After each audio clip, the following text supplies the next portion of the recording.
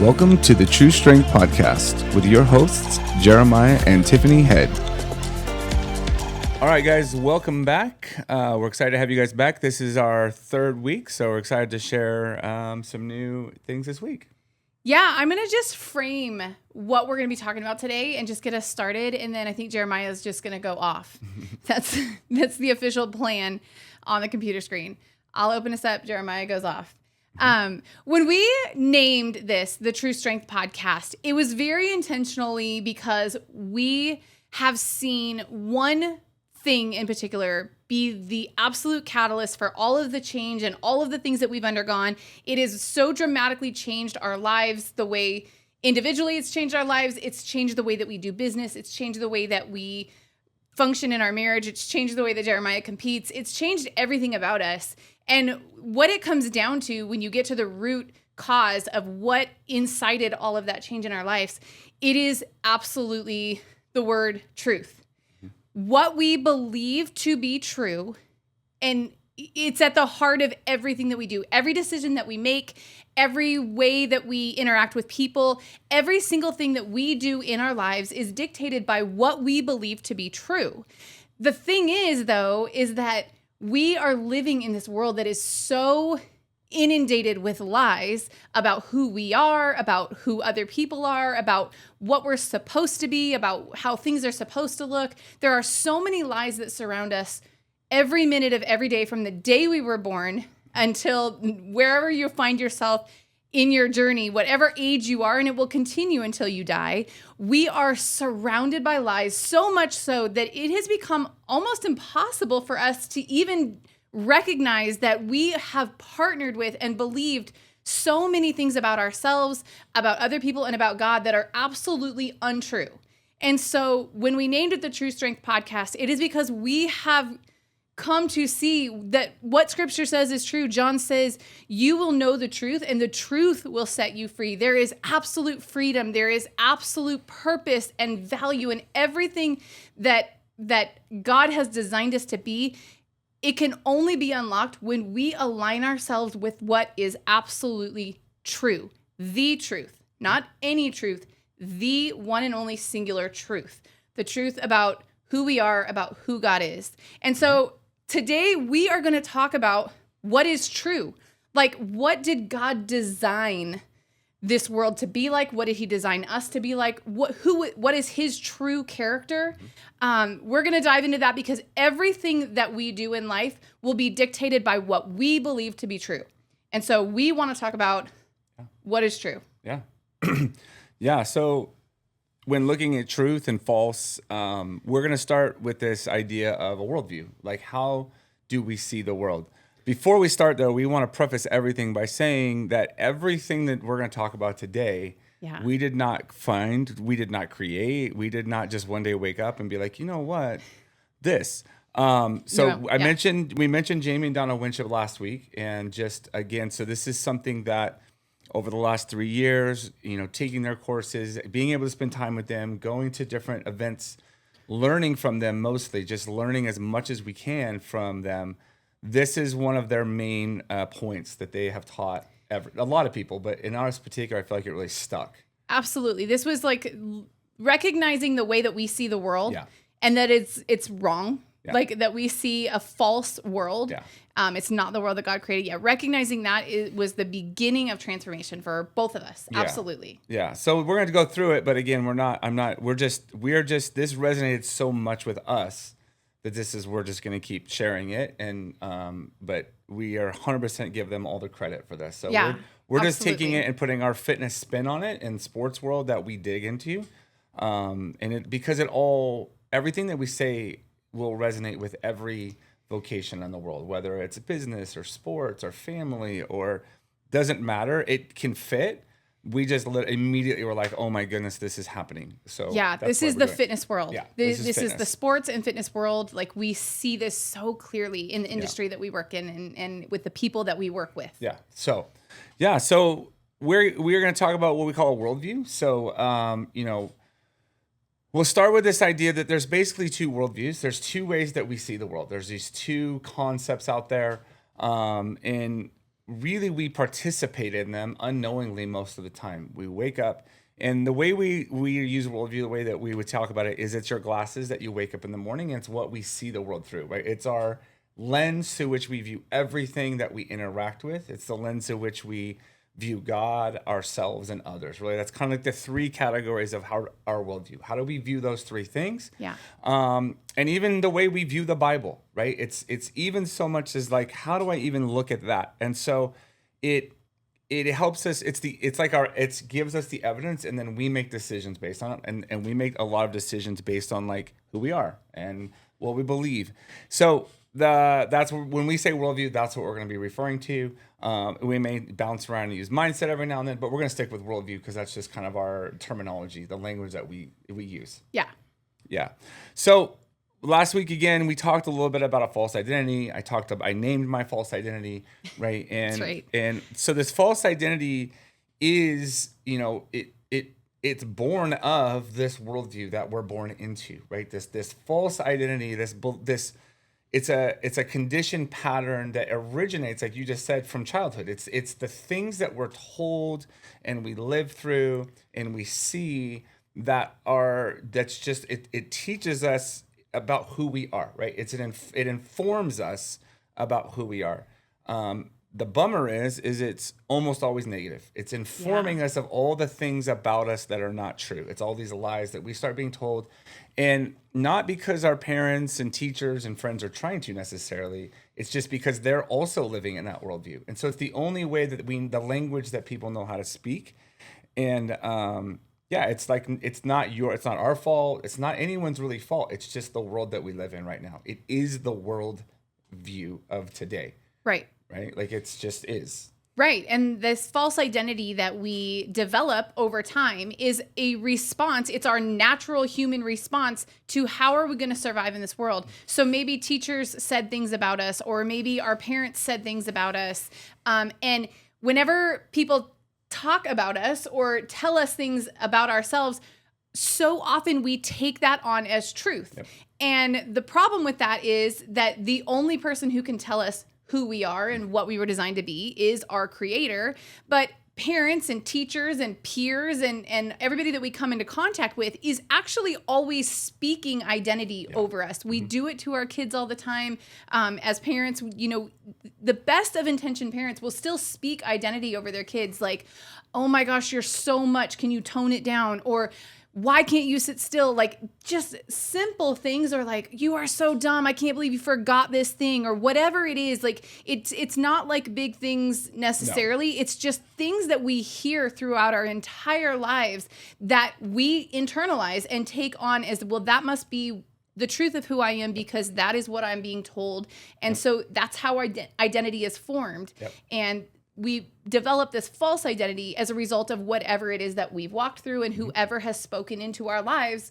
And like you said, we do not usually have a power over that, especially when we're young, and our identities are very influenced and formed when we're young. Yeah, 100%. Yeah. So that's our false identity, and so in a false identity, in the way that we really categorize it three things, like how I view God, number one, how I view others, and how I view myself. But really we'll go into like how I view myself influences more how I view God and how I view others. It's more, right. It's very like powerful. So in that false identity, which we spoke about, we are going to basically view the world in this. We're going to talk about the first worldview, which we say is the worldview that you would walk out our doors, right? Right outside these doors, it's the worldview, right? And it's been this way for a long time. We'll talk about where it originated in a second here. So the very first attribute of this worldview is the idea that there's scarcity. Right. It is about the belief that no matter what, there is not enough, right? It's this concept, we're going to use the saying not enough a lot right here. Yeah. There's just not enough, right? It is, it's there, and we could make lists of things. We do this all the time with people, we teach this with lots of groups, and we always have them make lists. Yeah, like what is there not enough of? Like if you were sitting listening right now, and we said, what do you not have enough of? I guarantee, because we've worked with so many different people and we've heard them shout out answers, like the ones that we hear all the time is there is not enough time. Yep. There is not enough money. Yep. There are not enough resources. Yeah. What are the those other, are the big ones. Like really, if you deal with students, it's time. Yeah. If you deal or with parents, moms, there's not enough time. If you deal with maybe a little bit older, there's not enough money right now as you start raising your families. Some people would be there's not enough good in the world. People who view the world that way. There's always just not enough of something. But just in general, there's this like belief that there's not enough. And so one of the things that if there's not enough, you immediately, the response is then I have to start. I have to get. Right? We're going to start seeing that there's a pattern that no matter everything is going to lead to me, to I, right? So if there's not enough, and ultimately what's happening here is like if I start to believe there's not enough time and there's not enough money, really we come back to God then because I'm saying, all right, God, you're actually not enough. Even though you say in the Bible that you will provide, the truth is I walk out the doors and I'm feeling there's not enough. I'm believing there's not enough, and therefore you're actually not enough. Right. Absolutely everything in this worldview is going to come back to the fact that if I don't feel like I have what I need, it's because ultimately God is not giving me what I need, what I think I need. Exactly. And if he's not giving me what I need, then that puts me in a situation where then I am going to need to figure it out. But and I'm not really can't trust on God. You can't trust God anymore because it's not enough, right? It's that. And then ultimately then if that's true, if God is not enough and there is not enough, the ultimate thing is then I'm not enough. Right. I'm not worthy of God to take care of, and we go back to when we're 4, 5, 6, 4, all the things I told you when I was 14, right? It was like, I am not enough how I am because of what I've been told, what I see, the news. I mean, nowadays it's just social media. Social media. It's just, I am not enough and here's all the reasons why. There's a constant message that you are not enough. You do not have what it takes. You're not good enough. There's something you need to fix. There's something that is lacking in you. Yeah. And if there isn't that is the most pervasive thought in the fitness industry of any, of all industry, of all the industries that we could work in, we work in the most I am not enough industry. Yeah, 100%. And I actually the fitness industry in general markets that you are not not we at our gym, but the fitness industry in general will tell you, you are not enough. Yeah. You need to make changes. You need to be more. You need to do better. 100%. Yeah. And that's how they make their money. 100%. Yes. And so we said, where does this originate then? Where did this come from, right? God created this perfect world in Genesis 1. Why? So most of you, if you're listening along and you know the Bible, right? This is Genesis 3. This is the Garden of Eden. This is Adam and Eve. And this is the first lie. We talk about truth and lies. This is the first lie, right? Right. Adam and Eve both, right? It's not Eve's fault. Both of them believe this first lie that there is not there, even though they have the whole world at their fingertips. Yeah. There was one tree, there was one thing that they couldn't eat, right? And the lie starts to creep into their head that well, actually then why? Right? Why am I not enough? Why is God withholding something from me, right? I can't trust God anymore.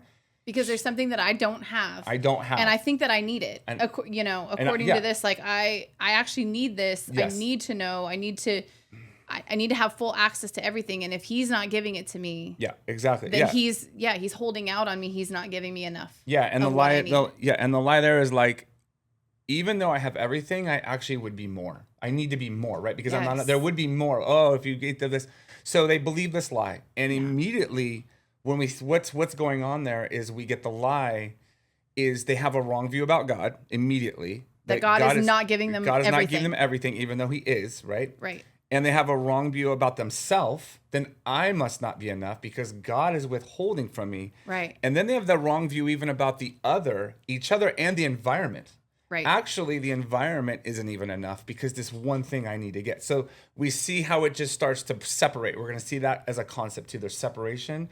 Things start to break apart, right? And you start to separate outside of, they literally separate from their original design, which was to be in perfect harmony with Him, each other, and the garden. Right. And immediately, so they eat of the tree, and immediately what happens is they move straight into fear, guilt, and shame. Absolutely. Right? Because when you believe a lie about God, yourself, and others, there's only one result: fear, guilt, and shame. right? And we know the story. Immediately they go and hide, they cover themselves, they condemn themselves, they start blaming each other, at least Adam does, right? Right. Right away, like when God finds them and is like, hey, what are you guys doing?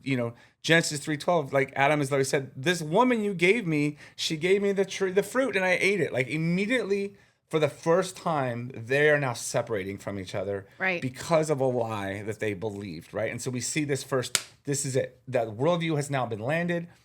And they try and separate from God, which is a very interesting concept, right? They hide. Right. They hide, but God never separates from them. Yeah, you cannot separate from right. them, right? He comes directly to them and says, who told you? Who told you this? Yeah. And so which is we want to always know that even in the lies that we're believing, and sometimes like we as we go through this, and you might be like, yeah, I believe maybe I'm far away from God. I believe that because I believe these lies or these things I've done, I have to get away from God, and you feel separate from God, but God is never not there, right? He is always with, and he's actually just sitting there like, who's telling you these lies? Why did you believe these lies? Who's telling you this, right?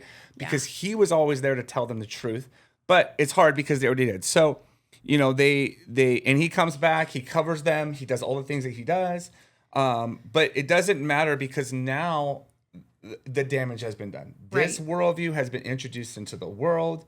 This separation worldview, right, is what we call it, is that this is the worldview. And it begins with this idea of scarcity, and it starts to create separation. Like we talked about, in the fitness industry in our lives, like this is the reason, like I walked into a gym when I was 17. Like this is the reason. Because you were not enough and you needed to be bigger and you needed to be stronger. And I came to a gym ultimately, and most women that we work with, most of the women that I work with in the gym are all coming in this lie, truly affected by this lie that if I could change how much I weigh, if I could change, the way that I look, then I would be worthy, then I would have value, then I would be enough for whatever, to be a better mom or to be a better wife or to find a spouse or whatever the thing is.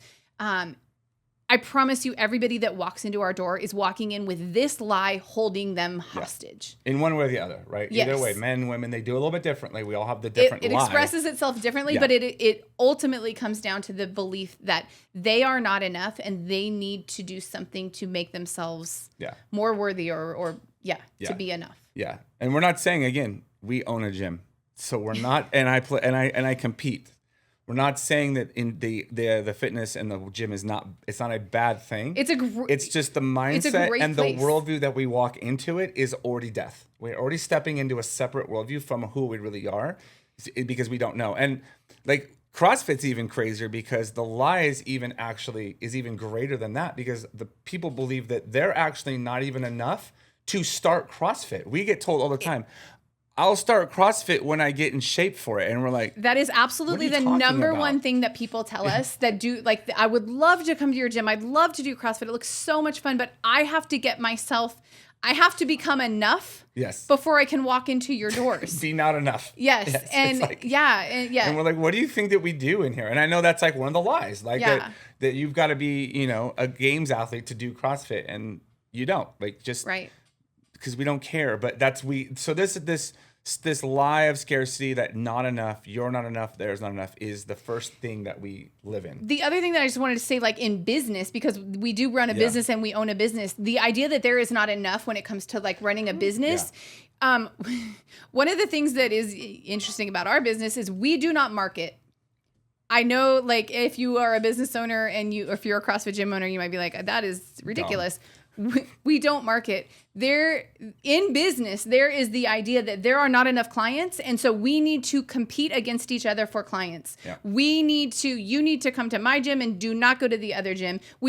Business says we need to compete against the other businesses, against the other CrossFits. And I'm not saying that marketing is a bad thing. Please do not hear that. That is not what I'm saying. I am just saying that in business, in any industry, the idea of scarcity and there are not enough clients and there is not enough money to be made and that we need to compete for the marketplace and that we need to own this market. Scarcity is the absolute undercurrent of everything in business. Yeah, and 100%. So that's just, it's it's in every industry, but like the two in. that we work in, like we own a business and we work in fitness. Yep. It's scarcity it's all we see.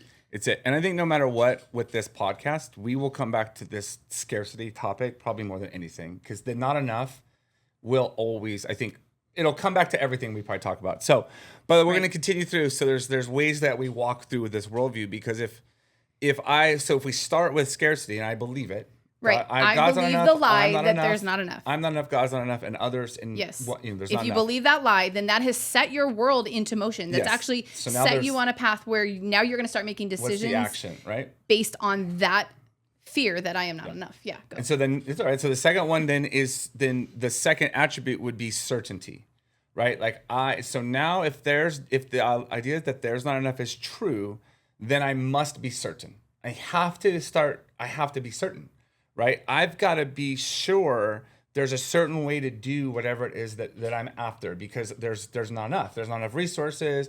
There's not enough time. Like, I'm not enough. So because I don't have extra, or I don't have a lot, I have to make sure that I'm doing things correctly always, right? I got to start being certain about everything, right?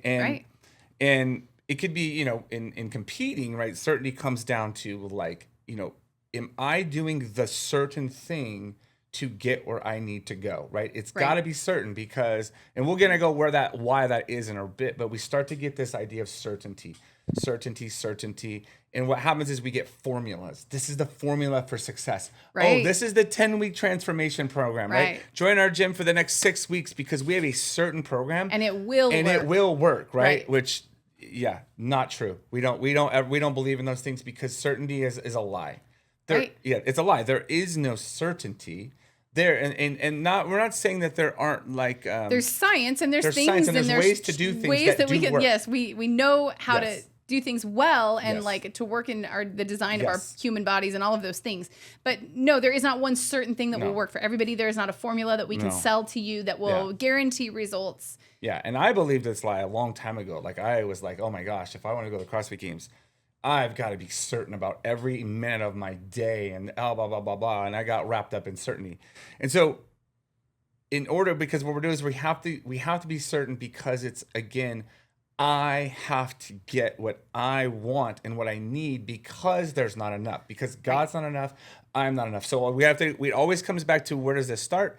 Certainty. So what happens with certainty is, the reason it's so detonating is the first thing that happens with certainty is it causes us to be comparison. Right. We are now looking out amongst everyone. So whether it's the people in our gym, whether it's the people in our city, other competitors that you compete against. I compete against, social media, right? And this is like, we start to compare things, right? What are they doing? What do they have that I need? What's going on, right? So we start to compare. Right. To even everyone. like, what skills do they have that are better than my skills? Or what is, like, literally anything. Or what is their nutrition program? Or what is the thing that they have that they know that I don't know that I need to know? Yeah. And, we see this in CrossFit, lots of different training camps. And like, what are they doing? What's the secret that they're doing that I'm not doing? Right. And like, if you're like me, you're like, at one point, you're just like looking all over the internet to see like, what's this secret formula? What's that one thing I must not be doing? Right. Because I'm comparing myself to everyone, right?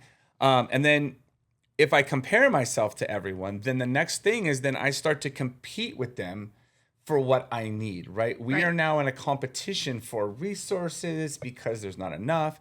And then I need to have what they have, right, to make it fair. Right? Somehow it's about making it fair, or even more than fair, right? It's like, I am in a competition now with everyone.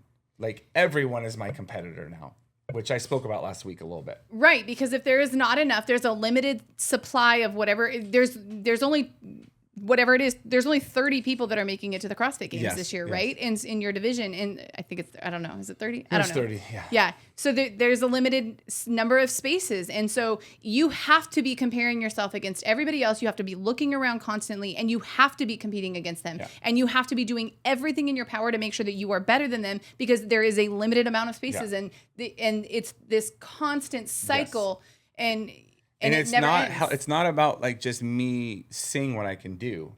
It's only about me beating them for a place that we're all competing for, right? And it's like this, it's this heart posture. I was just going to say, like it's not that there is anything wrong with competing. trying to go to the CrossFit not, Games yeah, and earning one of the spots. It's the heart posture and the lies that you believe that what is driving you toward that thing. Yes. If it is anything other than just joy, you trying to be the fullest expression of the fullness of what God made you to be, then it's not going to have the most beautiful outcome. Yeah, and which I know we talked about last week, like that was my fuel source, right? I would think I would compare, and then I would compete, and I would use that person's brain, whatever they did became my driving force. It wasn't about the joy of it. It was only about the comparison and the competition, about what they were after and what they wanted to take from me and what I was going to do in retaliation, right? Because again, and I used that word last week, so if I'm competitive, if I'm in competition with people, well, all competition then means that we are now separate, and now I'm in defense mode against you, or offense. Either way, we are now opponents, and we again come back to separation. I'm separating myself from you because we're after the same thing, right? It's that idea. So when you start to feel separate from people, when you start to feel separated from God, when you start to feel this separation, you can know that you are operating in this separation mindset, in this separation worldview. It's just one of the ways that you can start to know, like, I am feeling this need to be protective against you, or to keep you at a distance, or to fight with you for resources that we know are limited, and we both want the same thing. So I have to be the one to get it. Yeah, 100%. And even if you just feel that in your heart, you start to like think about that person. Just if that's your fuel source, right? Or all those things.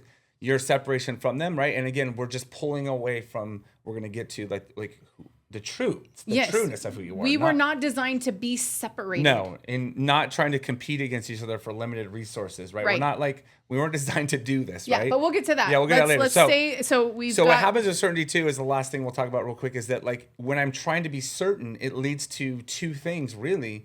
It leads me to looking at my past and regretting when I wasn't certain. Oh man, I blew the last 3 years doing the wrong thing, right? Oh man. And so that it leads to regret, maybe a tiny bit of depression. I blew it. Oh, I missed my chance because I was doing the wrong plan. I should have been on this thing. Oh, I ate this. Right. Oh my gosh, I didn't know everyone was doing zone 2 for 18 hours a week. Oh, I should have been doing that, right? These are things that are out there, right? Absolutely. Like you better be doing that. We hear them all. Yeah, you hear it all the time. You better be doing zone 2 for like at least a week straight. Like, I mean, there's lots of crazy stuff out there, right? And if I don't know about a week, but anyways, right? And so there's just all these certain things that if you're not doing, you can't do it. I missed it. And if you missed it, then there is regret, right? and there is depression is being stuck in the past. Stuck in the past, right? And that regret feeling. And then the other one is now you're only looking to the future. You're so worried about, am I going to be right in the future? Am I certain about my future? Right. And now you have anxiety because you're worried only about the future. So you're either stuck in the past with regret, or you're stuck in the future with anxiety. Like, is this going to be the right thing in 6 weeks when I show up for the open? Am I doing the right thing? Because I'm so focused on the outcome only, and not what happens is we miss today. Absolutely. We miss living in the present, and we're only talking about the good old days, or we're talking about what we did wrong, or we're only talking about the future, and we miss today, right? And in that, you miss all the power, because today is all that we're designed to do is live today, right? Because in today. Nothing is certain about tomorrow. We should know that, right? Nothing is certain. So if I'm only thinking in past and future, then I'm missing the opportunity today to just pour myself into whatever I'm doing today, get the most out of it, and love today it. is the only place that we have to affect other people's lives. That's it. Yes. If we're stuck out if we're here, in the past or the future, we are missing every opportunity to help never other living. people. We're just not living in the present, right? Yeah. And we see this in sports, and we see this in a lot of things, and we won't go down those rabbit holes. But like, people so worried about the future, and like it's just all that matters, and you're like, just worry about today. Yeah. What does God put in front of you today? If you're a CrossFitter, like if you're an athlete, like I've got 3 things I'm going to do today, and I'm just going to do that to the best of my ability. I'm going to enjoy it, and we'll talk about the next how we counter this concept of certainty. Yeah.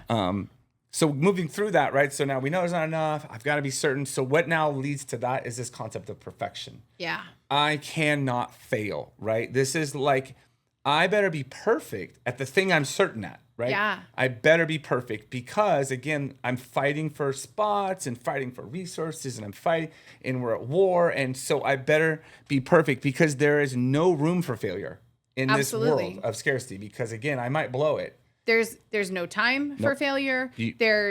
If I fail right now, I'm going to miss my shot Yep. and I will miss the one opportunity that I had. And so you absolutely cannot fail. Yeah, no failing. And No failing is allowed. There's just not time for it. There's no, nope. Yeah, You and have especially to win. like in sports, right? You've got in there are windows of time, right? Like if you're in a certain Right, there's age a group, season. like for me, I turned 50. You're like, oh my God, this is the time. It better be now, or because I'm 50 to 54, or maybe in real sport, it just.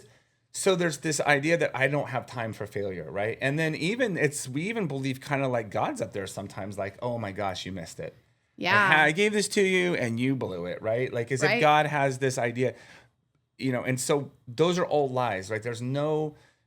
We'll talk about it, and we'll get into the truth of it, but like we live in a system where failing is not an option. We live in a system where there are influencers who talk about these concepts all the time, right? Like you're not allowed to fail.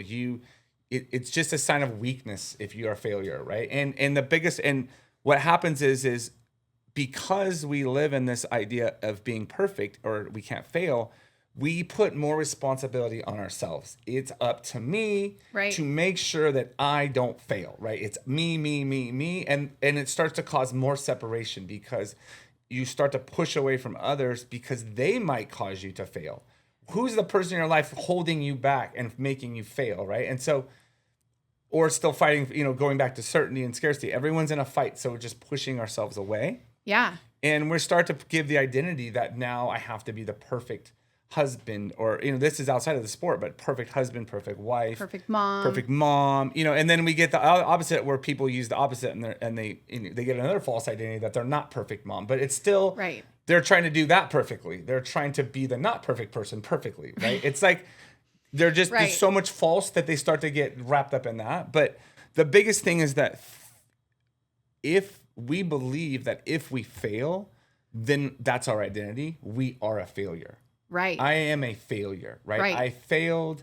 I told everyone this was my thing I want to go for. Right. Oh no, I'm not going. I didn't make it. Or I got to the competition. I'm going to go to the competition and oh no, I'm going to fail, right? And I'm going to go back home and I'm a failure. Right. And that is, I've spoken to men in competitions about this thing where they literally had questions with me about this, where they were so afraid to go home. Yeah. Because they went to the competition and thought for sure they were going to be top 5.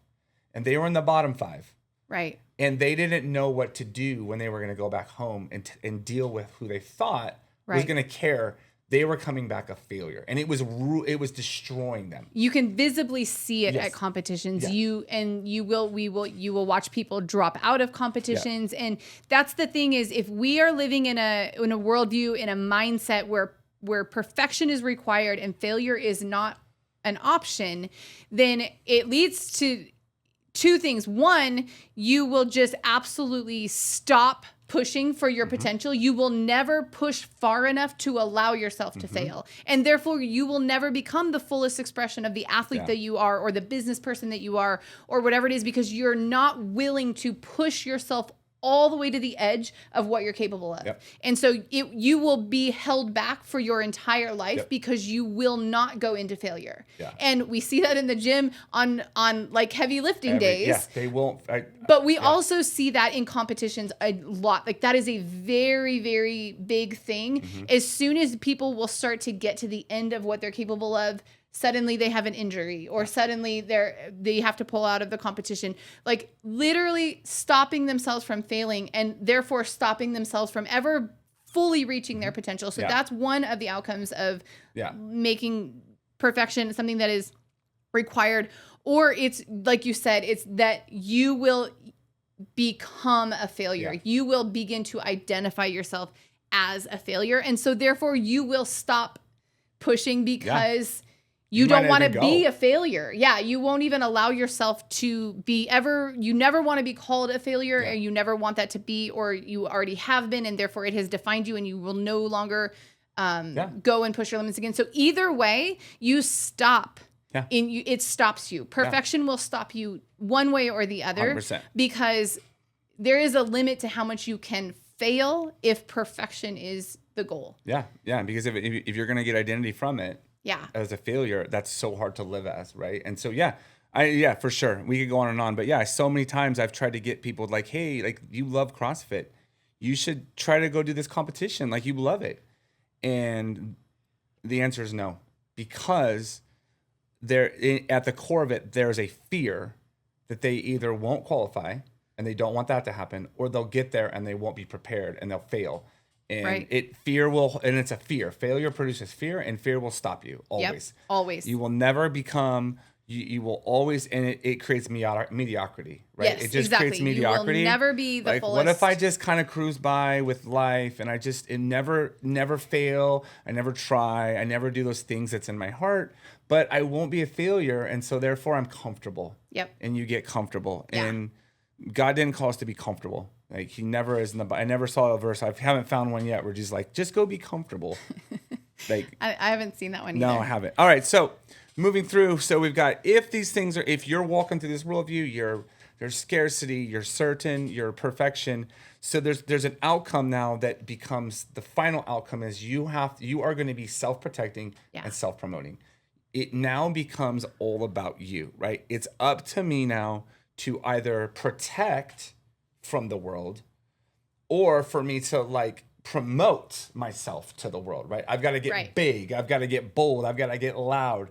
I have to talk trash. Either way, there's a self-protection and self-promotion because it's now it's about me and my kingdom and my world and my dreams and my goals and my hopes that God's out of the picture already, right? God's already up in heaven. He wasn't giving us what we needed. He was already not enough. He was not providing enough. And so, it's been on our like in this worldview, it is our responsibility. It is, we have to build our kingdom. And so therefore we have to protect our own kingdom because otherwise somebody's going to come and take it. Yeah. And so it just becomes for me versus them. And we did this, I think we talked about it before, like our mantra was us against the world. Right. Us versus the world, right? Right. And so for us, it held us together. We were not combative, right? It was like a bonding thing for us. But it was yes, we were together, but we were not helping anyone in the world. We were building our kingdom. Like what we were protecting our kingdom. Our stuff. And we needed to protect it because we couldn't trust that God was going to take care of us. We couldn't trust anybody else. No way. Everybody else was definitely coming for us in our minds. Yeah. And so the only people that we could trust was each other. Yeah. And we were going to make sure that we had our kingdom protected. Yeah. And we were proud of it. We were proud of it. We told people it's us versus them. Yeah. And you see that all the time in like little... we see that that's the world we live in. It's warring teams. It's team versus team. It's you versus you. It's country versus country. It's not in a sports sense, like not like, the Angels and the Dodgers, they are teams, right?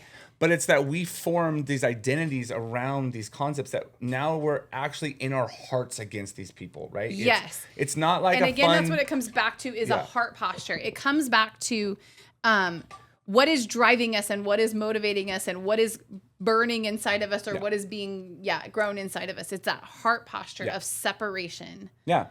And the big that comes back down to then because of this, I can't trust God, right? God is out of the picture. And so that is really and it's a lot because now we're just not living according to what we're supposed to be living. We're just not helping anybody.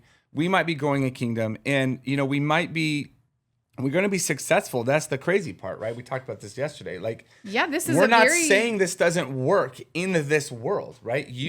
Absolutely. There are many famous people, athletes, business owners who live their life this way. Yes, scarcity, take, fight, protect, fight. Yeah. And self-protect, self-promote. Yes. And become the greatest at what they do, whether it's form a business, become the best athlete of all time. But what you see is at the end of it all, you can I don't know them personally, but when you listen to their interviews, there's an emptiness there, right? Because at the end of the day, was it worth it? Even with the money and the fame and the championships and the stuff and the businesses, there's still an emptiness there. There's still but it's still empty because it was still me focused, me driven, and my kingdom driven. So Right. it's just, it's just about me, right? Because there's a war like inside of ourselves, basically, because of this, right? We are at war because of the lies Because that we believe. ultimately we have separated from our true design. Yeah. We have separated from ourselves. Not only have we separated from God because we didn't believe that he was giving us everything that we needed and we were going to need to do it. Not only have we separated from other people because we needed to compete against them for the resources and the things that we thought we needed, but ultimately it leads to us. And the reason that there is no fulfillment in that at the end of it is because we have separated from the design that, like, from who we were meant to be. Yeah. And we have not become the fullest expression of what we were created and designed to be. Yeah.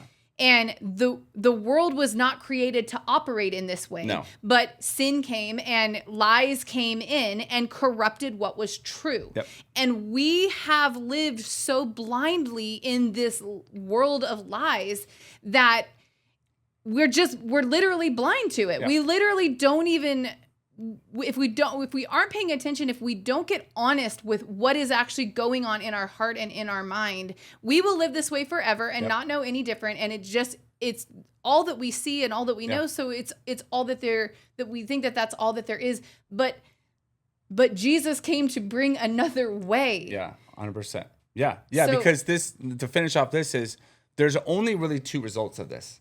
Even if there's success, right? There's conflict and isolation. Every time. Anywhere in the world that you see conflict and isolation, this is the worldview that's running that show.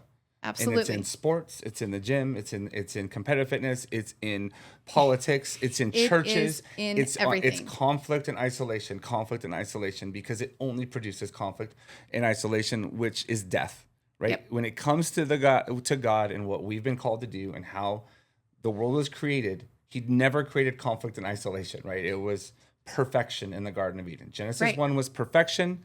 And it was connection, like you said in the beginning, it was connection with God, it was connection with each other, and connection with the world in which they were living. And now we live in the opposite, right? It's all that. So, so that's horrible. So, and that is like, and that is the worldview that we live in, and it's because of this false identity. But the good news is there is another way. Yeah. Right?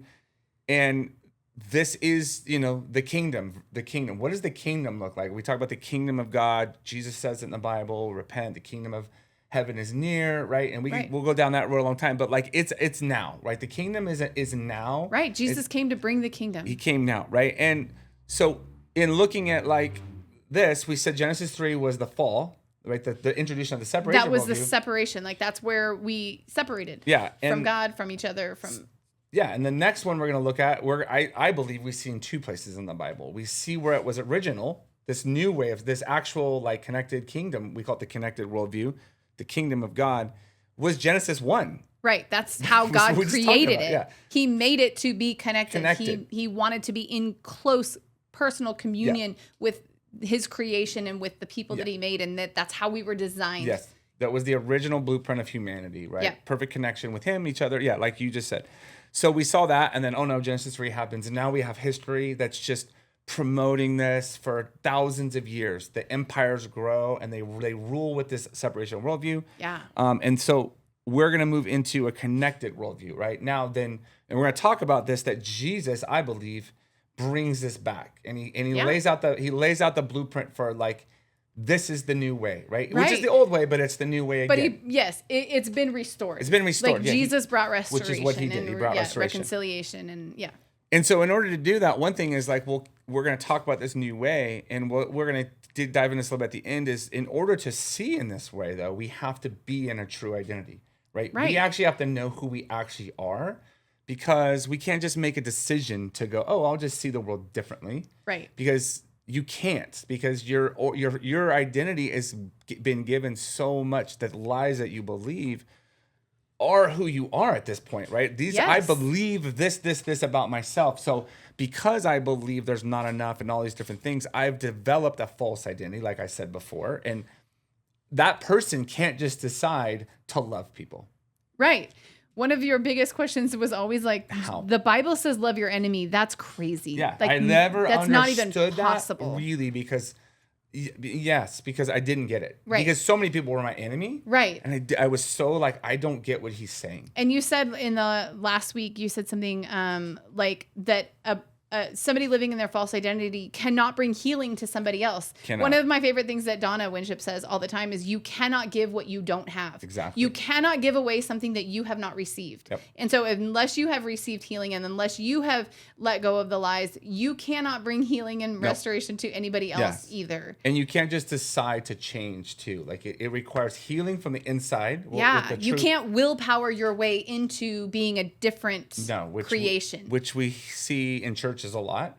Yeah. Can't you you should just do this. Be better. Be better. Be a better just Christian. Do the fruits of the Spirit. Just start being practice fruits of the Spirit. And which is not possible. Right. Right. It's not like an orange tree can't just decide to be an apple tree. If you've decided you're an orange tree, it's just you can't be different. And so we're going to quickly say, and this will be a topic probably for a later one, but the true identity, who you really are, and I think we touched on it before, is this essence of who you are. Like when God created you, what was the blueprint that he put into you, right? He's the designer of you, not your parents, not anyone else, right? They didn't design you. They gave you a name and they raised you, but they don't know what's inside you, this essence, right? This character of God that has... Right. He's blueprinted you with this identity. And what is that, right? We talked before about like, it's not child of God. We have 3 kids. They are all a child of the Father. That's not their identity. That is a corporate identity. And that gives them some power. That gives them some protection. That gives them some like, my dad is for us. Right. But I don't know what's inside them. I don't know what God gave them. We have watched the unfolding of what God put into each of our kids, and they are all so different and so unique. Yes. But we had literally no say in what their talents were, in what their gifts were, in how they were going to see the world, and what their expressions were going to be. Yeah, absolutely. Yeah, we have gotten to discover that along with them. Yeah. And so that's this. So when we say at a true identity, is the deepest layer of the essence of who you were designed to be.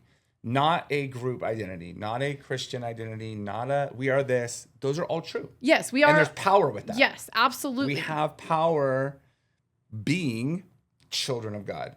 Right. We are the salt of the earth. We are the light on the hill. Those are all true and powerful, and that gives us some stuff, but we're also part of the body of Christ, and we have a unique piece in that body that and a unique role to play, and something that we were specifically designed to do. Yes. You operate very differently than I do. We have very different roles in the kingdom. Yes. We have different things, and we were made differently on purpose. Yes. And learning to live in your true identity means learning to live as the thing that you were designed to live as, so that you can be the fullest expression of what God made you to be, so that you can advance the kingdom and like make a difference in this world and help the most people through the way that you were designed to operate. Yeah, right. 100%. Yeah. So that's what we're going to talk about that. And that's, so when we talk about this next worldview, we do, to live this way, you also have to know who you are, and you've got to be in this true identity, because at the end, your identity is a gift to the world from God. Like that is the truest, that's the most simple way to say it. Like whatever that essence is, God put in you, not for you. Right. It's not for you. It's is a gift to the world. It's him putting him inside you for the world, because he's not here. Because we are his hands and his feet on this earth. And that's the best way to describe it. Yeah. It's, I think we have a whole nother podcast. We want to talk about this idea of like this burning passion inside you, and how it's not for you. It's for others, but you will be blessed. You will feel blessed. So anyway, so in our true identity, we can now walk into this new worldview. Right. And this new worldview is the kingdom. It's a connected worldview. And we'll talk about where it comes from. But the very first idea is you're going to see a contrast. So there was scarcity, and this worldview begins with abundance. Right. Right. It's abundance. That in truth, there is no such thing as scarcity. In reality, there is enough for everyone. Right. And there always has been, and there always will be. There was no such thing until we started believing it.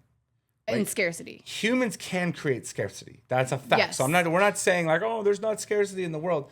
There is There is scarcity because because humans of create it. human construct. Human Yes. created scarcity, and therefore there is. Like, I can buy up all the trees in the world, and then now I control the trees, so there's not enough trees, right? There's Absolutely. scarcity because I, as a human, have done that. But in reality, there was enough. There In is design, enough. yes. In the design of our Creator, there is abundance. Yes. Absolutely. Exactly. And so there There is is enough. enough. And then beyond that, bigger than that, the biggest idea is that God is enough, and therefore I am enough. Yeah. Because God is enough, and because he has given me an identity, because he has told me who I am, I know the truth, therefore I am enough, and that's it, right? At a core level, nothing I can do on this world, nothing I can earn, no business, sport, nothing can add to or take from that identity that he's given me, right? Right. It's so core level that nothing can take from it. Not even death could take it from me. Right. I will still be that in heaven. Right. Right? Can never be taken from me. So when we say that you're enough, that's what we're talking about. This core, you are enough, and there's nothing that can ever take that away. Right. Ever. Right. Yeah. Nothing that anyone ever says, nothing that you accomplish, nothing that you fail at, nothing can ever affect the fact that you were created perfectly and specifically, and that you are enough because Jesus says that you are enough. Exactly. Yeah. And so it's this, again, this deep level. Like, it's not like, so because of that, right, we start with abundance, and abundance believes there is enough. God is enough. I am enough. There is enough for us, right? We have to operate in this concept of abundance, right? There's not scarcity in business. There's not scarcity in competition. Well, and something that is important to point out, and coming back to, like, again, we started this whole thing with talking about that there is truth. Like, only one of these worldviews can be actually true. Yep. Abundance and scarcity cannot coexist. Yeah. There's not sometimes abundance in this situation and sometimes scarcity in this situation. Yeah. When we are talking about radically changing our mindset and seeing the world in a completely different way, what we are saying is that there actually has to become a time where you either are choosing to live in the worldview of scarcity and separation, or you are going to align yourself with the truth that God is enough, period. Yeah. And there is no wavering from that, and there is no gray area in that. One of these worldviews is true, and one of them is based in lies, and there's no bouncing back and forth. Either there is abundance or there is scarcity, and it's those two top tier things are the thing that everything else will flow down from. Yeah. So either you are going to align with a scarcity worldview, or you are going to do, work on coming over to what God says is true, which is that there is enough and he is enough and you are enough, and living as if abundance is truth. That will start to change everything else. Yeah, like we said, I was thinking, you get, like, there's books out there about a business. We're gonna have an abundant mindset in business. Right. Yeah, but you don't believe you're enough.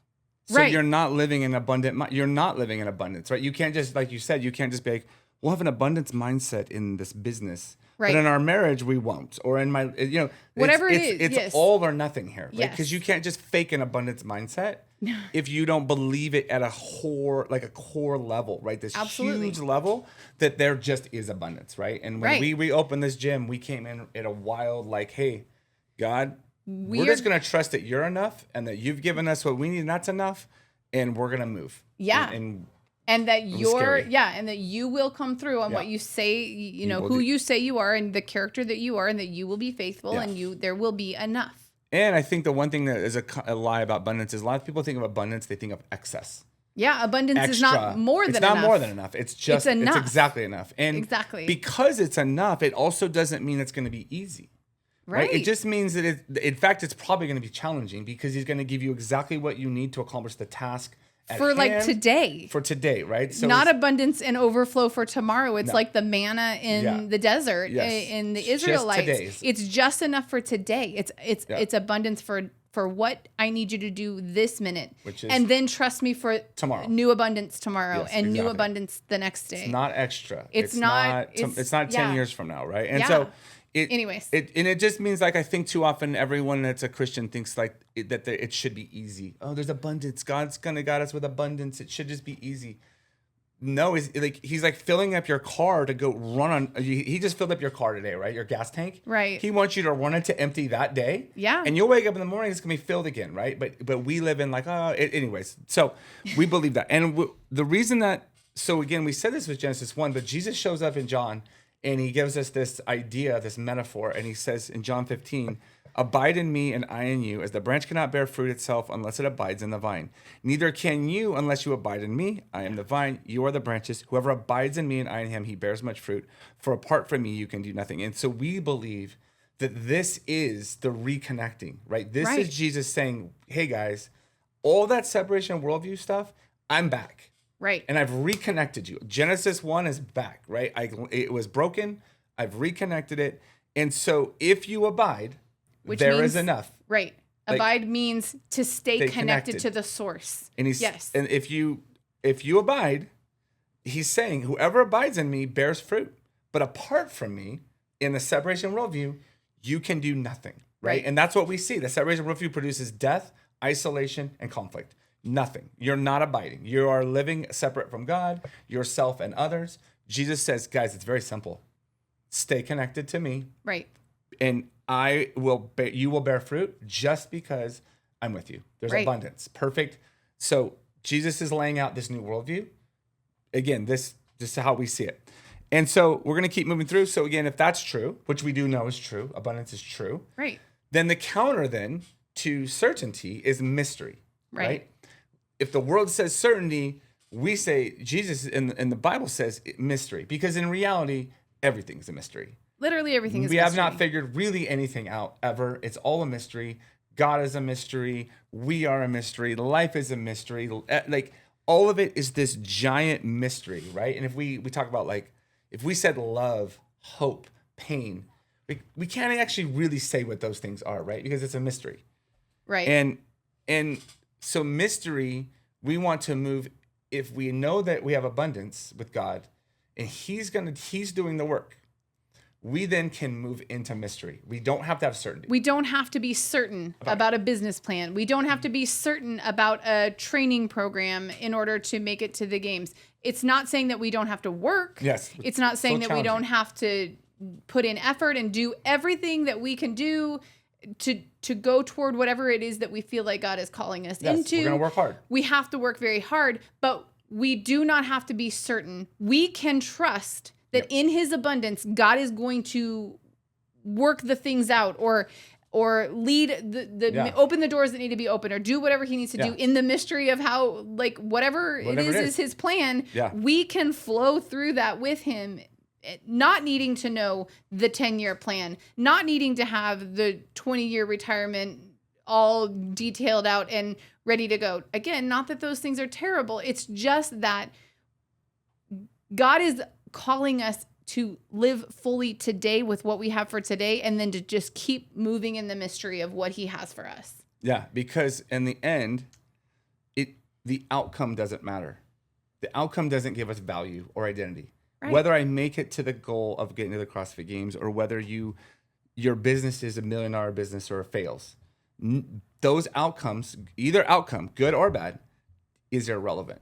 Right. The mystery is the journey there and what God's doing through you along the way and in you and what he's growing out of you. What are you doing? And what fruit is coming out as you move toward this mysterious goal? Yeah. That whether you hit it or not is irrelevant. It doesn't matter if you make it or not, right? It's a mystery, right? And like anyone who's done a CrossFit online qualifier knows about mystery because it's a blind leaderboard for 4 days and you're just working as hard as you can and you don't know anything that's going on and you're like, I either got 100th or I maybe went top 5. I don't know.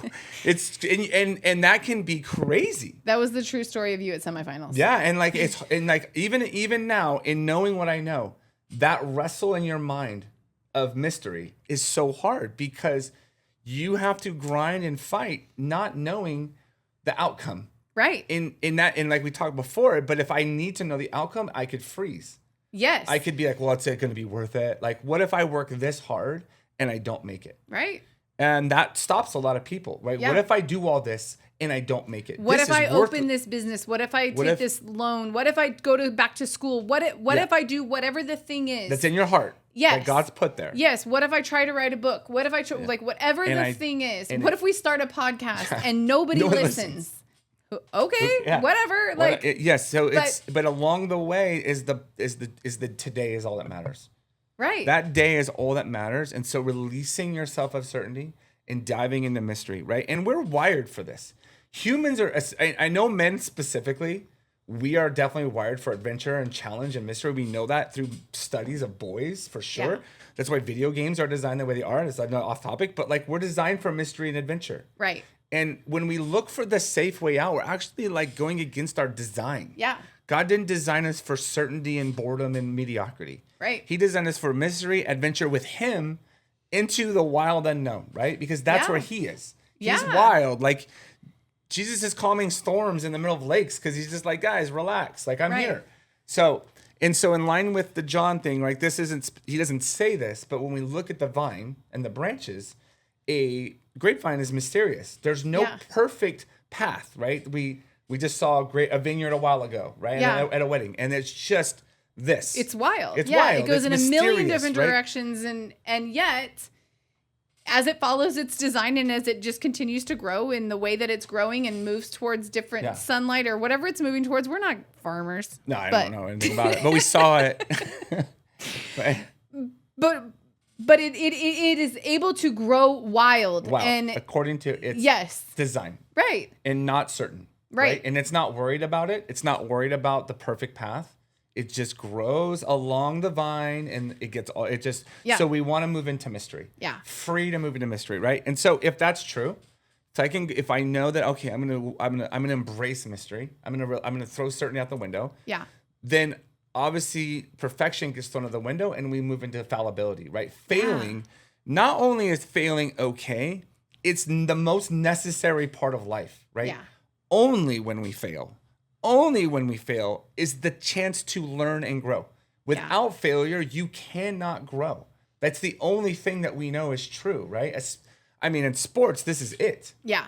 Like as a coach, especially in volleyball, I wanted there to be failure 1,000 times a day at practice, right? Yes. It's the only way for them to learn. Like no one gets good at something just not failing. You just can't, right? You just cannot. You have to fail. Yeah. In order to fail, we have to trust God. Right. We have to put our trust, our identity, the mystery, the abundance, it has to be so strong that we're not only are we not afraid to fail, because that's what we talked about. I am trying to fail, kind of. I'm going to go all out. Yes. I'm going to hit the limit. Yes. I'm going to do whatever it is that is in my heart to do to the fullest extent that I can possibly do it. And that will require failing. And I'll crash and burn, right? And because when you fail, you will learn something new about doing it that way, or about what could have been changed, or even like in building muscle, like you have to push into failure. And in doing that, that is how your muscle gets stronger. And then your failure point is further the next time. And, it adapts, we right? know that even physiologically, failure is what is required to grow and to get stronger and to be, again, the fullest expression of everything that we were made to be. Yeah. And I think also it's like God is expecting us to fail. He's not disappointed when we fail. Yeah. Right? I think a lot of times we think, oh my God, I failed. God's disappointed. I used to be afraid that you would be disappointed. Yeah. What if I go to this competition? I know, but that was a thing, I believe, right? What if Absolutely. after 3 years of working hard, I go to this competition and I fail? Yeah. Right? What you're going to regret, right? And so I was afraid that in a way there's this failing component where I thought it mattered. But we think God's going to fail, or God's upset. But in reality, God's not only not mad, he's ready to be there when we fail. Yeah. All right. Yeah. Let's go. Let's do it again. Let's try it again. Yeah, do it remember again. that gym you guys did? All right, you failed. We did. You royally blew that one, right? Let's try it again. So let's try it again, right? Yeah. But this time we're gonna elevate it. We're gonna go higher than you thought. We're gonna get a community that you didn't imagine. Yeah. Even when he's talking to me about it, we couldn't imagine what was gonna happen. Right. We didn't have the capability of even thinking. But if we've been afraid to fail, again, Because history told us that we were failures. So dumb to reopen this gym. Yeah, everything. People told us how dumb we were. Our family, friends were like, why would you do that again? Like, you don't need to do You're this. free. You got free of that. Like, that's in the past. Let it go. Yeah. And so failure is free. It's freedom. Another thing is just kind of like when you fail, it allows you to be vulnerable, and vulnerable brings community and strength. Absolutely. When you are vulnerable to somebody else, when you allow that vulnerability, you will bond to them. It will do the opposite separation. It will draw people in. Yeah. Right. When you watch someone fail and they fail gracefully, or they're failing forward, there's an attraction to that failure. Right. Not like they're anyways a failure in a good way. Yeah, because it's showing that it doesn't give us value. Yes. It's proving to somebody else that, like, oh, you can go into the mystery of it. You can try something that is outside the box. You can do something new. You can do something different. And even if it doesn't work out, there is something in there that is causing them to feel still secure and safe and and able to keep going. And yeah. And so again, with John, going back to this vine thing about failing, John 15:2 says, every branch in me that does not bear fruit, he takes away. And every branch that does bear fruit, he prunes so it may bear more fruit. So failure is that pruning process, right? Right. It's not that God takes it away and is so mad about that branch. No, it's just part of the process. Part of the process of growing a vine is pruning it. Some of the fruit's got to be pruned, so it's not bad, right? We're gonna get more fruit. We need to prune it. We got to keep working here. We're not done. Right. It's not withered and died. It's pruned. It's not bad. It's good. So again, this John, Jesus is saying, like, hey guys, this is the way. If you abide, all these things happen, right? And all of it, the cool part is it's not, nothing's with us. It's all him. Right. It's abide, not in our power. It's not in our power. Abide, watch me work. I'll prune. I'll do this. There's no more us. So the result then obviously is the opposite. If the separation worldview says self-protect and self-promote, isolate, conflict, this one is others focused, others, common good, self-emptying. It's all now, it's me for you. It was me versus you, us versus you. Right. Now it's us for you. How, and so now it's not about me. It's me in relation to God, myself, and others. Like, it's the opposite, right? It's the way it was supposed to be. It was how the garden was created. It's at all costs we stay connected. At all costs. Right. The branch will die if it is separated. So at all costs we stay connected, right? We stay connected because that is the only way. And in doing so, like for me, this is how it makes sense how you love your enemy, right? Because now I don't have enemies. Right. Because it's only how do I, in my true identity, in abundance, I'm not fighting anyone, there's no competitors anymore. It's a mystery. I don't know what we're doing, where we're going, but God's going to do it, right? And I'm going to fail. So now everyone around me is now a target that possibly could be receiving from us, right? Right. Not a target of your Not anger. A target of my anger or my competitiveness, right? Right. So we get to this freedom place where we're now for the world. Right. We are now for everyone, and there's no more conflict, and there's no more isolation or death. Right. This is right. And this is what Jesus said the whole time. It's literally was his only message on the earth was that this would be the way that we would live and see other people, the way that we would ordain our the order of our lives would be that we would be connected to the true reality that God is enough. Yeah. And that he made us to be enough, and that because of that, we can live in this completely other way. It is completely countercultural. Yes. It is completely against everything that every part of the world says is possible and says is even smart or wise. Yeah. And yet he says it over and over again in scripture. It is the only message that he has. Yep. It is think differently. Yep. Do it differently. Be different in this world. Yes. Be so countercultural. Be so different that everybody will recognize that you are my people. Yep. That's what he's calling us Yeah. to do. He's saying, live in a completely different worldview. See everyone differently. Do all of the things differently, because you will be able to do that, because if you will just connect to me, stay connected to me, and let me tell you what is true. Yep. Stop believing the lies. Stop believing what other people are saying about you. Stop believing what other people are saying about business, about competition, about all the things. Connect to me and believe that what I am saying is true. Either we live in a way like one of the things that Jamie and Donna say all the time is like, what if we actually believe, what if we lived our lives as if what the Bible says is actually true? Like what if we believed what the Bible says and lived our lives as if the Bible is true? Yeah. And as Christians growing up our whole life in church, we would have told you, of course we believe that the Bible is true. We say that we believe that the Bible is true, but if we believed what Jesus said is true about the way that we're supposed to live our life and about the way that he's going to be faithful and come through for us every time, if we actually believe that was true, we would be living in this worldview. Yeah. We would be able to be completely others focused, completely self-emptying, not in competition, not competing for resources, not in any way viewing the world the way that separation has made us want to believe that we need to live in the world. Mm-hmm. Yes. And so it is a radical mind shift. Yeah. It is a complete change. And it's literally the only thing that Jesus talks about in the New Testament. It's what the whole is about. Yeah. And this is the gospel message. This is actually the good news. Right. Right. We know the good news is that he died, but he says this is the gospel before he dies. So we know that this is actually the gospel. Right. This is the good news, you guys. I'm here.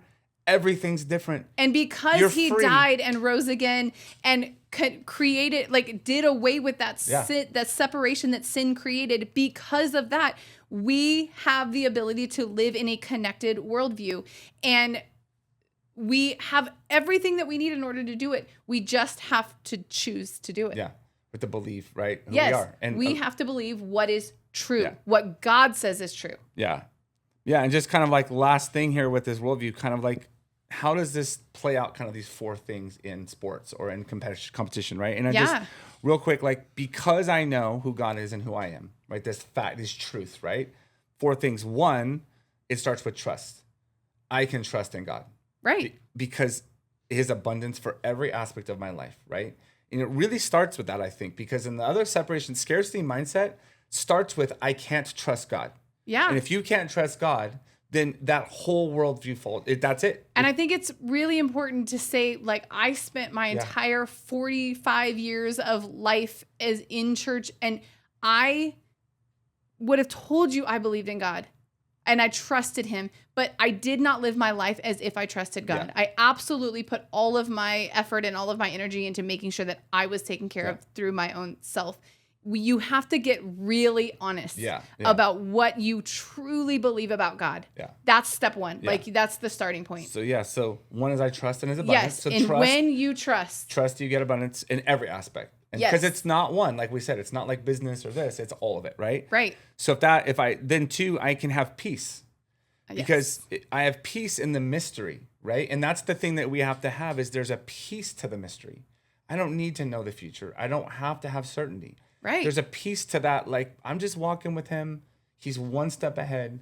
And that's all that I need. I don't need anything else. Right. The fruit of trusting God is peace. Peace. Yeah. It's peace, right? And we cannot create peace on our own. Yeah.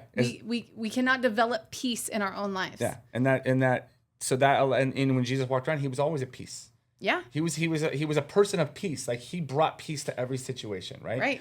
So first I have trust in God. If I do, I can have peace in the mystery. I don't have to have certainty. I don't know what the outcome is, and I'm totally fine with it. Yeah. It'll be amazing whatever happens. Either way. If I have that peace, then I move into courage. Because if I have peace, then I have courage to fail. I don't need to know the outcome, and when I get there will be a courage to fail. I can go full out for him. He's led me here. Let's see what happens. Yeah. And when I fail, it's okay, because I have courage. Like, I know that he's with me. I have courage to fail as long as I'm connected with him. I have courage to walk into frightening opportunities. Yeah. We have courage to open the gym. Yeah. I have courage to say, you know what? I'm going to try to go to the CrossFit Games again. Yeah. Right? We have courage to start a podcast, right? Right. God's like, you're going to start a podcast. And we're like, I don't even know what that would be. He's like, well, here's some equipment. Yeah. Right. So you're starting. We'll talk about that later. Right.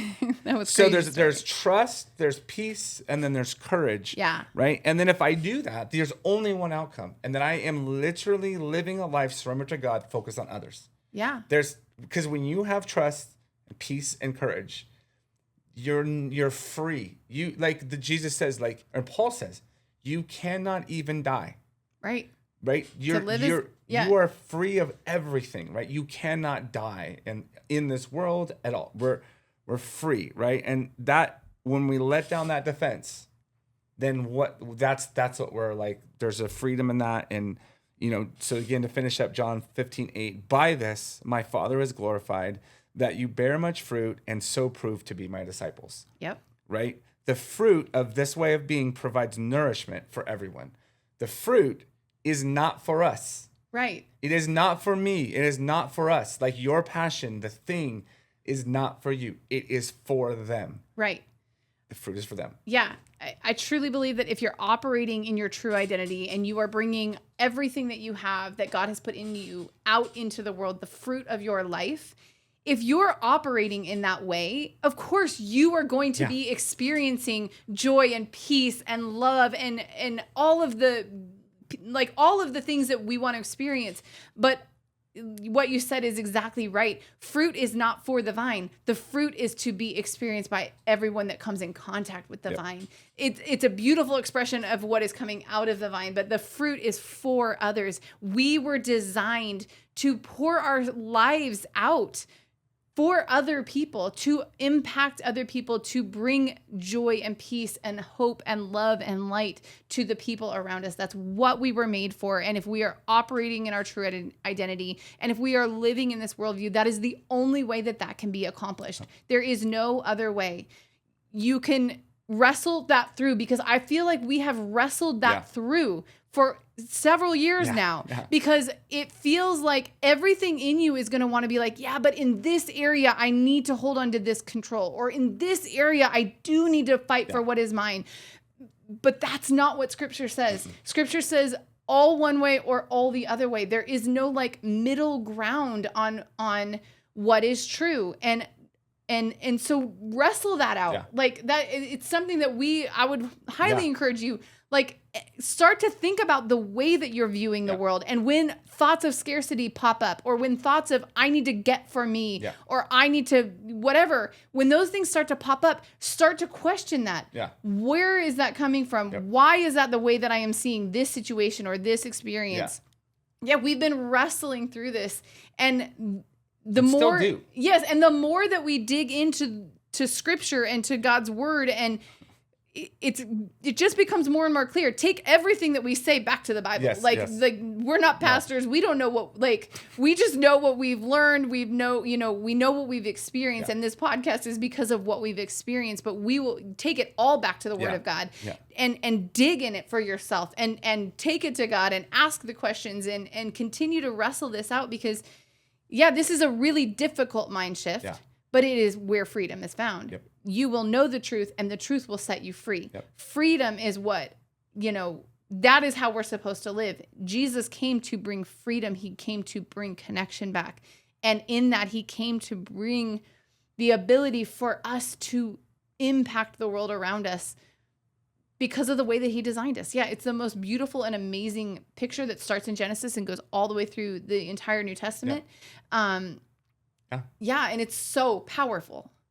And like you said, this is how my Father is glorified and proved to be my disciples. Right? This is our testimony. Right? This is when Jesus said, "Go and make disciples." Right? Go into the world, preach. We're not preaching. Right. We're just saying, "Hey, this is what's happened if you can think a new way." Right? The fruit is that we can share the kingdom with people, right? We can bring people into the kingdom because it's free. There's power. There's all this abundance. There's so much more that this world does not offer, and it's hidden from most people. So I think wrap this up a little bit. I think one thing we want to always come back to is, again, this ideas we didn't come up with.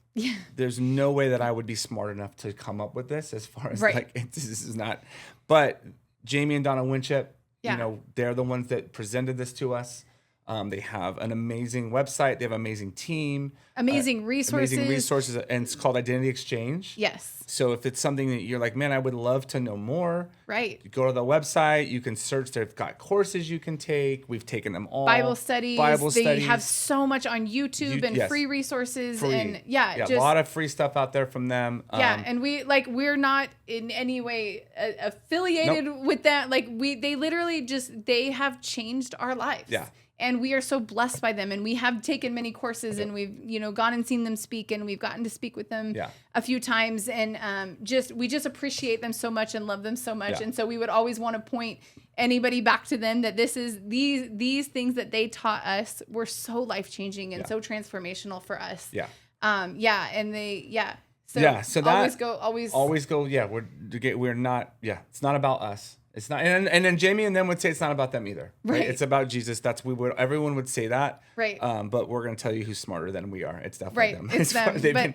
But then also, like, if you do want to reach out to us. Yeah, we are here. Talk to us, you can if you have email questions, us or come by the gym if you live in town. Yeah, we do have a website. It's thetruestrengthpodcast.com. Mm-hmm. That's what you can email us through there or get a hold of us through there.